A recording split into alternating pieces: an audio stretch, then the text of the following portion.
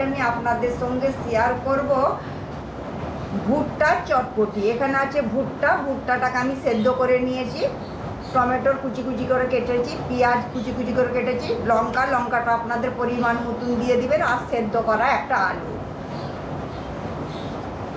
তো বন্ধুরা, প্রচুর বৃষ্টি হচ্ছে এই টাইমে, খুব শব্দ শুনতে পাচ্ছেন, প্রচুর বৃষ্টি হচ্ছে। তো আবার বলছি বন্ধুরা, আপনারা বোঝার সুবিধার জন্য এই চটপটিটাকে আমি সেদ্ধ করে নিয়েছি, সরি এই ভুট্টাটাকে আমি সেদ্ধ করে নিয়েছি।